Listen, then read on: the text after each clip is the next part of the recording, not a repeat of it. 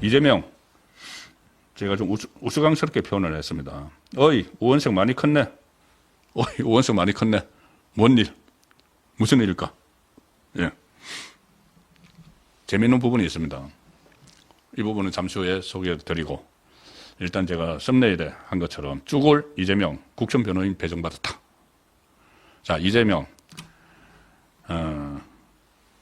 1심에서 징역 1년형, 집행유예 2년 나온 공직선거법 위반 사건. 이게 이제 2심만 나와도 제가 계속 말씀드리고 있지 않습니까? 2심만 이게 피선거권 박탈형이 나와도 이재명은 만약에 대선에 출마하더라도 2심이 나온 상태에서 1,000만 표는 날아간다. 곧 최종심이 나와가지고 대통령이 되더라도 최종심이 나와서 자리에서 물러나고 또 대통령 선거를 또 보궐선거를 치러야 되는 그 인물에 대해서 누가 표를 주겠느냐. 아주 극성 지지층이 아니면은. 자, 그런데 어쨌든 이 2심은 무조건 조속히 나와야 됩니다. 근데 이재명은 이제 그게 무서우니까 법원에서 보내는 통지서 같은 것도 2번이나 받지 않았죠. 받지 않아서 제가 소개해드린 대로 옛날에 집달리라고 하는 집행관, 법원의 집행관이 국회의원회가 이재명 방으로 가서 비서관에게 전해줬습니다. 전해줬는데 또 이거를 그래도 재판을 조금이라도 더 끌어보려고 변호인을 선임을 하지 않고 있죠. 변호인 다 뽑아놨는데 선임계를 안 내고 있는 거죠. 그럼 나중에 공판 준비기일 같은 거 잡히면 가가지고, 우리 아직 변호인을 뭐 골라내라고 내가 바빠가지고, 뭐 탄핵 정국에 뭐 임하느라고 변호인을 아직 못 골랐어요.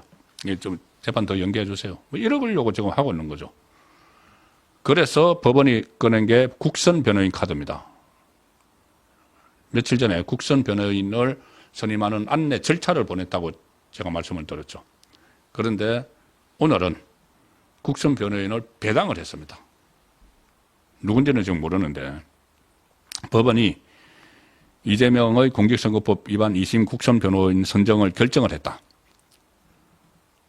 다만 이제 결정이 오늘 송달을 한다고 하는데 송달을 해서 이재명 쪽에서 딱 받기 전에 그때 또 사선 변호사를 선임을 하면은 뭐 결정 효력은 없어지죠. 아니면은 이 국선 변호인이 그 배당을 받았어도 나중에 이제 본격적인 재판 시작하기 전에 이 사선 변호인 선임하겠죠. 선임하면 이제 국선 변호인 없어지는데 제가 말씀드리는 건 이런 행태를 보이고 있다는 겁니다.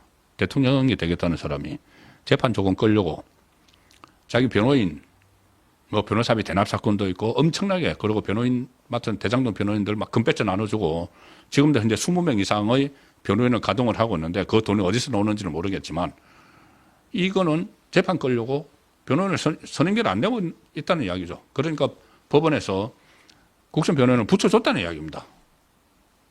참 한심한 이야기 아닙니까? 서울고법 형사 6-2부 부장판사 최은정, 이예설, 정재호 대등재판부라고 말씀드렸죠. 그 부장판사 3명이서 판결을 하는 그러니 굉장히 엄하게 지금 절차를 진행을 하는 겁니다. 서종익 법대로에서 말씀드린 대로 그 재판장인 최은정 부장판사가 하늘이 무너져도 3개월 안에 2심 선고를 하겠다고 했던 바로 그 재판부입니다. 그 재판부가 오늘 이재명의 국선 변호인 선정을 결정을 하고 이것을 이재명 쪽에 발송을 했습니다. 국선 변호인. 이분 국선 변호인으로 쓰세요. 법원에 이제 기준이 있죠. 돌아가면서 이제 법선 변호인. 그러니까는 돈이 없어서 변호인 선임할 돈이 없어서 주로 사선 변호인을 선임하지 못하는 약자에게 국선 변호인을 붙여주는 거죠. 근데 이재명은 돈이 많고 차고 넘치는데 변호인 한 20명 있는데 자기 지금 해주는 사람도 재판 질질 끌기 위해서 선임을 안 하니까 재판부에서 국선 변호인을 배당을 해준 겁니다. 국선 변호인 선정을 결정을 해서 이재명 쪽에 발송을 했다. 법원은 피고인이 사선 변호인을 선임하지 않을 경우 피고인을 위해 국가 비용으로 변호인을 선정한다. 국가 비용으로 변호인을 선정받았습니다. 이재명이. 지난 9일과 11일 법원이 이재명에게 잇따라 선거법 위반 사건 소송 기록 접수 통지서를 보냈으나 전달되지 않아서 변호인도 선임하지 않아서 변호인을 통한 전달도 못했다. 그런데 지난번에 국회의원 사무실로 집 달려가서 전해줬다. 그래도 또 변호인 선임을 안 하고 있어서 국선 변호인을 붙였다.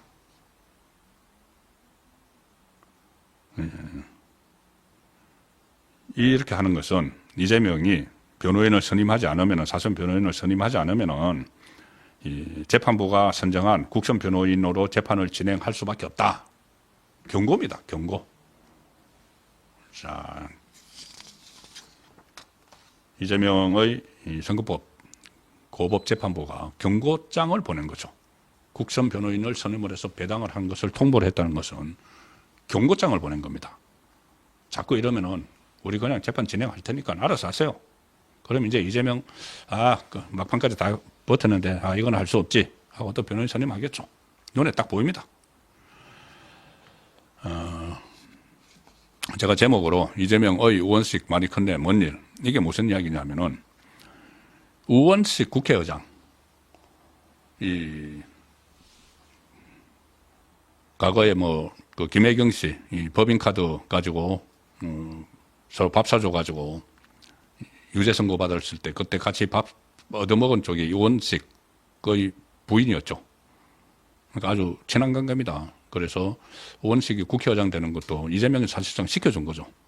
그런데 이재명 생각에는 우원식이 참 많이 컸다. 왜 그러냐면은 지금 본인이 그때 국회에 들어갈 때 국회의장이 월담을 했다. 국회 이제 벽을 넘어갔다. 그 이야기가 있었죠. 그래서 주목을 받았는데 지금 그때 그 계엄령 해제 이것을 하는 과정에서 그리고 그 이후에 그 전에는 이재명이 하자는 대로 다 해줬습니다. 재판 그 본회 일정 같은 거 하자는 대로 다 해줬는데 이제 우원식이 그러고 나서 여론의 주목을 받고 또 최근에 자기 대선 주자 지지율 조사에도 들어갔습니다. 그러니까 지지율 자기 대선 주자로 그 반열에 들어가 버린 거죠. 이거 원래 민주당 출신이니까 이재명 경쟁자가 돼버린 거죠. 그리고 본인이 활동을 굉장히 많이 합니다. 자, 18일에는 전방 군부대를 찾아서 장병들을 격려를 했다. 19일에는 이창용 한국은행 총재를 만나서 내수 경기에 대한 우려를 공유했다. 22일에는 본인의 지역구인 노원구 공릉동에 개소한 현장 민원실 운영도 했다. 23일에는 건성동 오늘이네요.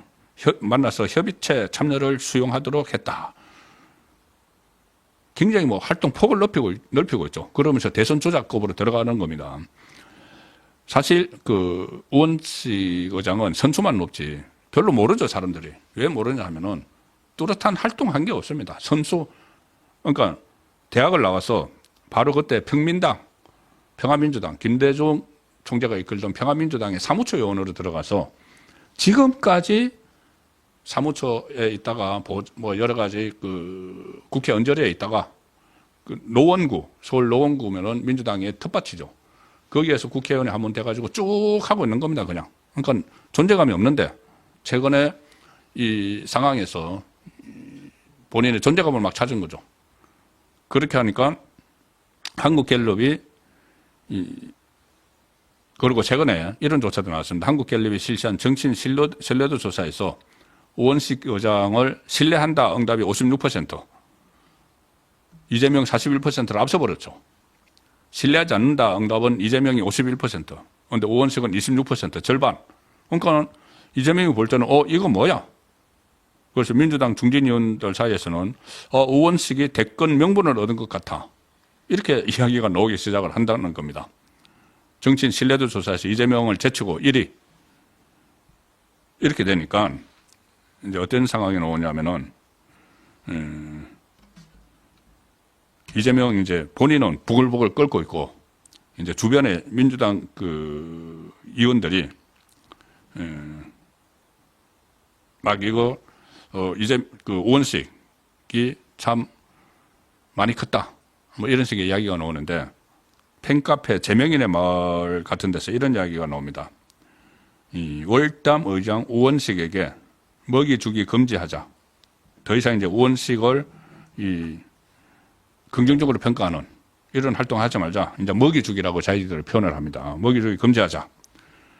괜히 정치 브로커들이 붙어서 헛바람을 우원식에게 넣으면 어떡하느냐 이런 글이 올라오고 있다.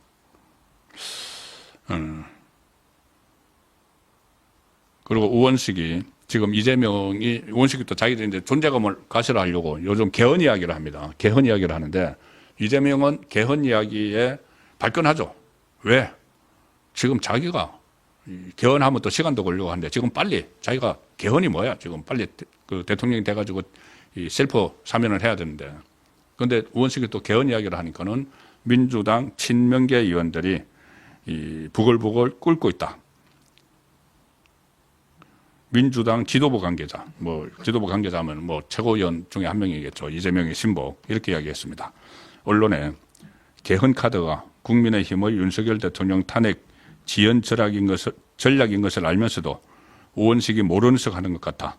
이렇게 또 그 우원식을 질타를 하는 신복들이 우원식을 질타하는 그런 상황이 나타나고 있습니다.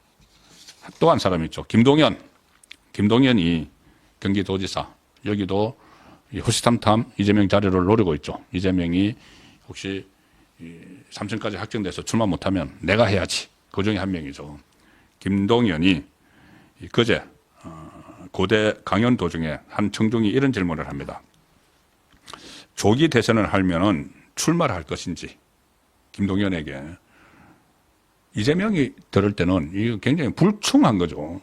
자기가 무조건 나가야 되는데 출마를 할 것인지 그리고 기회가 주어진다면은 국가 통치를 할 건지 이런 질문을 받았습니다. 여기에 대해서 이렇게 대답을 합니다. 김동연이 아주 좋은 말을 해줬다. 그런데 질문 중에 두 구절은 거슬린다. 만약에 기회가 주어진다면 이렇게 질문을 했는데 저는 기회를 만드는 사람이다. 이렇게 대답하니까 박수하고 한우가 막 쏟아졌다는 거죠. 그러니까 만약에 기회가 주어진다면 이 말은 뭐냐? 이재명이 출마 못하면 이 말인데 김동연은 그거 서운하다. 나는 내가 기회를 만드는 사람이다. 이렇게 이야기해서 좀 김동연도 이재명이 아웃될 때를 대비해서 좀 본격적으로 나서기 시작했다. 그런 분석이 나오고 있고 특히 김동연은 지금 친문 쪽에 친문재인 쪽의 사람들을 막 끌어모으고 있죠. 그래서 여러 사람이 지금 경기도에 가서 몸을 의탁을 하고 있습니다. 전해철 이재명의 핵심 측근에 죄송합니다. 문재인의 삼철 중에 한 명이었던 전해철 같은 사람도 지금 그 경기도 가서 직책을 하나 맡고 거기서 활동을 하고 있죠. 그 김동연이 그저께인가요? 20일 경남 양산 평산마을을 찾아서 또 문재인을 아련을 했다. 이 시점에 왜 갔을까요? 이 시점에 당연히 만약에 이재명이 아웃되면은 그때를 대비를 해서 문재인 쪽에 나중에 자기 편이 돼달라고 그 이야기 하러 간 거죠. 자, 그래서 이재명으로서는 상당히 좀 신경 쓰이는 그런 일들이 안에서 일어나고 있는 거죠. 우원식 많이 컸네. 김동연 슬슬 움직이고 굉장히 불안할 겁니다. 이재명은.